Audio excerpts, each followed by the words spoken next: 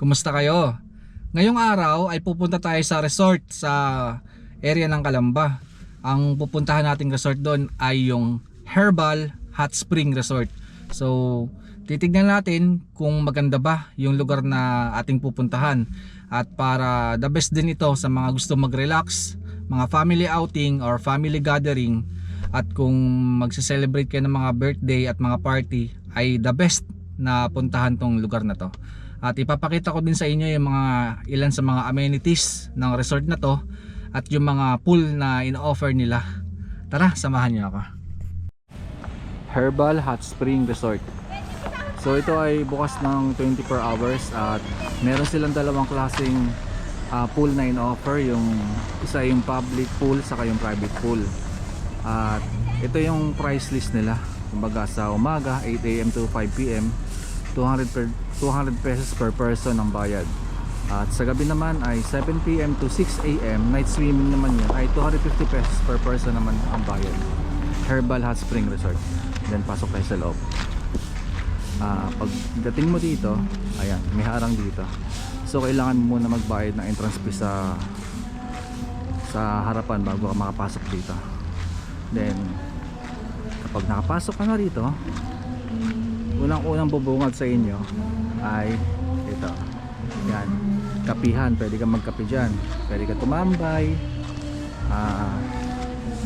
mupo, magkape. Ayan, sama mo yung mga friend mo, jowa mo. Yan, pwede kayo tumambay dyan. Kapihan yan. Then dito naman sa area na to is yung car park. So itong parking lot dito, mapamotor man or kotse, ay walang bayad. So libreng libre yan. Sa 200 pesos for para sa umaga at 250 naman para sa night swimming, kasama na yung parking lot sa binayaran nyo. So sulit na sulit talaga.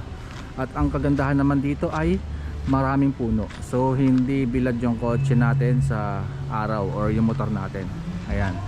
So napakalawak ng parking lot nila. Ayan. Then punta naman tayo dito. Ayan, dito tayo dumaan. Pagdating naman natin dito is ito, marami pa rin mga puno. At yan, pwede ka pang mag-park na sasakyan mo dyan. Then itong cottage na yan, yan ay libre. So pag nagbayad ka ng 200 pesos is libre na yung sa binayaran mo. Kasama na yung mga table, saka chair, saka yung kuryente, yung electricity. So kahit magdala ka ng induction cooker or rice cooker or electric pan, ay libre yung kuryente. So walang bayad. Kahit yung tubig, libreng libre yun. Kung magbabanlaw ka, so walang bayad yun. Ito, itutur ko kayo. So may mga cottages dito. Yan. Maluwag yung lugar. Ito naman, ito na yung pool. Yan, umpisahan naman natin dito sa area na to. So kung makikita nyo itong pool na yan, tignan natin. Lapitan natin yung pool. So yung itong pool na to is para sa bata. Yan. Hawakan natin yung tubig.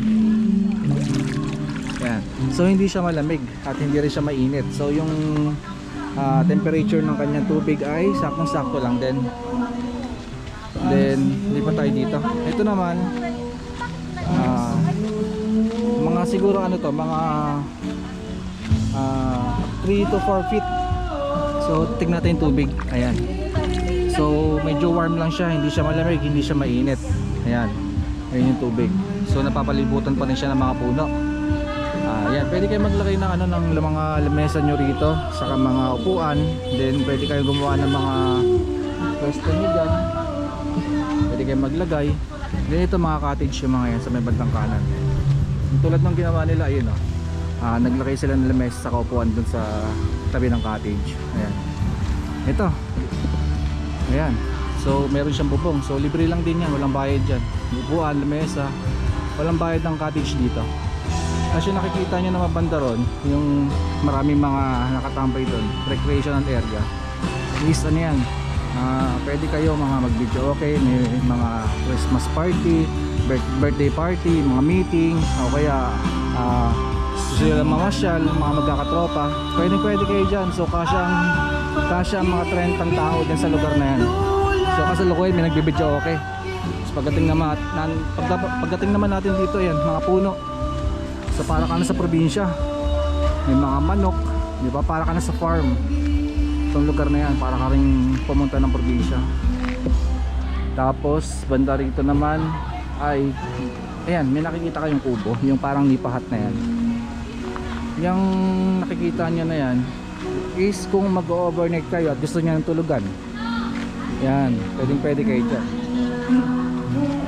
Ano yan, yung kubo na yan ay merong aircon, so pwede kayo matulog dyan ng komportable.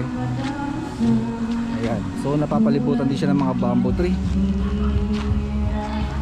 Ayan, tignan natin yung ano, yung kubo na may aircon. Ayun siya. So kasya din nila yung mga 3 hanggang 4 na tao. Ayan siya, di ba ang ganda? So tignan natin din yung kabila. Ayan. Ayan, air conditioned room yan ha. Ayan, di ba ang ganda ng view dito? Tapos yan, paikot lang din yan. Tapos sa kabila is pool na. Is puro puno pa din yan. So balik tayo din sa ating pinanggalingan. So napakaaliwalas din dito para sa mga gustong pumunta rito at mamasyal, makalimot sa problema sa Metro Manila at maka-relax naman sa lugar na to. So, pwede tayo mamasyal dito dahil yung ino-offer nila na pool dito ay mainit ang tubig, so hot spring siya. Yung susunod ko na ipapakita sa inyo, yung hot spring na mainit yung tubig is maligamgam. Meron siyang running water, so may bumabagsak na tubig sa taas. Halika, puntahan natin. Isa sa pinakagusto ko na features ng hot spring na to, itong nakikita nyo na yan, is pwedeng masahihin yung likod nyo, parang nagsisilbing water therapy massage yung tubig na bumabagsak sa taas. Ayan, papunta sa pool. Ayan, so kung nakikita nyo may bumabagsak na tubig, yun yung pag tumapat lang kayo dyan at itutok nyo yung likod nyo, so parang namamassage na yung likod nyo, tanggal yung mga lamig-lamig natin sa katawan. Ayan, tingin ko mga nasa 4 feet yung lalim nyan. Ayan, bali tatlong pool yan. Ito yung pangalawa. Ayan, ito naman para sa bata. Ito yung pangatlo, ito. Ayan, yan na itsura nya. So yung tubig pala rito is magkakaiba ng temperature yan. Yung una nyo nakita na bandaron, yung unang pool sa bandaron ay mas mainit. Then ito naman is maligamgam sa kay banda rito. So may mga kanya-kanyang temperature yung tubig sa pool dito. Okay, ito yung view. Ayan, napakaliwalas ng itsura. Then dito yung tatlong banyo na yan is dyan kayo magbabanlaw. So mainit din yung tubig na lumalabas sa gripo nyan. At dito naman pwede kayo magluto, pwede kayong kumain. Ayan, libre lang din yung tent na yan at walang bayad. Ayan, at tayo ay maliligo na. So check natin yung tubig, ang init. Ayan, ang init ng tubig. So yung init niya is mga nasa from 1 to 10 is nasa 5, mga ganon. Unang lublob mo is parang mahapdi sa balat dahil hindi pa sanay yung katawan mo sa temperatura ng tubig. Pero kapag nasanay ka naman ay tiyak na magiginhawaan ka. Ito yung sinasabi ko sa inyo na bumabagsak na tubig, so mainit din yan, maligamgam. Subukan mo nga lang tumutok ka sa tubig. Ayan ayan, diba? So parang namamasahe yung kanyang katawan, especially yung kanyang likod. Para kang wina-water therapy massage sa likod. Ganyan. So napakaganda sa katawan natin. At subukan naman natin na tayo naman ang tututok sa tubig at water therapy massage. Tututok ngayon ako sa tubig. Aray, sakit. Aray, yung bagsak ng tubig na ay medyo malakas. So parang tumatagundong yung muscle mo sa katawan kapag binagsakan ka ng tubig na to. So siguradong mamasahe talaga yung buong katawan mo. At isa pa ay napakasarap talaga sa pakiramdam talaga kapag lulublog ka sa isang maligamgam na tubig na katulad nito. Sarap.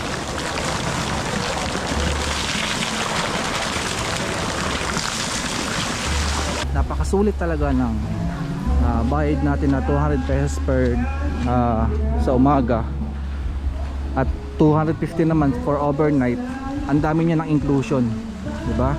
Sama na yung upuan, yung table, yung electricity. Pinakamahalaga yung ano, yung tent or kubo, libreng-libre na yan. So yung susunod ko ipapakita sa inyo, ito rin. Nakahiwalay nga lang sa kabila. Ayan. Yan, mainit din yung tubig niyan. Maligamgam din yan tulad nung naipakita ko sa inyo kanina. Maligamgam din yan. At libre lang din yung mga upuan at mesa dyan. So itong private pool na to, kapag inarkil mo, pwedeng kayo lang or mga kaibigan mo or family mo lang din ang mag-stay dito. Pwede nyo siyang arkilahin ng separately na kayo-kayo lang. Tapos yung price list nito ay tanungin nyo na lang din doon sa counter na unang pinakita ko sa inyo kanina, dahil parang nag-iiba-iba yata yung presyo nila depende sa kung example, mahal na araw, di ba? So medyo mas malaki yung price niya. Pero sa mga ganitong wala namang okasyon masyado at wala namang holiday, so murang-mura talaga yan. Yan, pwede nyo arkilahin yan na kayo-kayo lang din ang maliligo at mag-stay sa lugar na yan. So may mga kwarto yan, air condition, tapos recreational area, kainan, then private pool, kayo lang din na maliligo. Yan. Then ito, parking, mga puno. So talagang parang nasa probinsya ka din talaga. Ayan, parking lot pa din yan. So napakalawak ng lugar na to. So ang lawak talaga kung iikutin mo. So kompleto na rin dito, tindahan, bilihan ng alak. So hindi ka na lalabas ng bayan para bumili ng mga pangangailangan mo kung just in case na nagkulang yung mga dinala nyo, mga baon nyo rito. So ang gagawin nyo lang din dito is bumili na lang din sa tindahan dyan sa may tabi. At kompleto talaga ang mga pangangailangan nyo. Kahit yung alak dito is napakamura lang. Ayun, diba? Ang lalaki ng mga puno. Kanina pagdating namin umaga dito is napakalamig sa lugar na to. As in napakalamig talaga at napakaaliwalas. Saka isa pa is halos konti lang din yung mga naliligo. So hindi crowded yung pool. Hindi crowded yung, kumbaga, kaunti lang din kayo sa isang pool. So parang nasa 3 pamilya lang din kayo naliligo doon. Di ba? Ayan. Kung gusto niyo pumunta rito, ay i-search niyo na lang sa Waze or sa Google Map yung area. At nasa around 3 hours from Quezon City papunta dito. Mga ano lang, mga 2 hours, mga ganun. So depende naman sa traffic.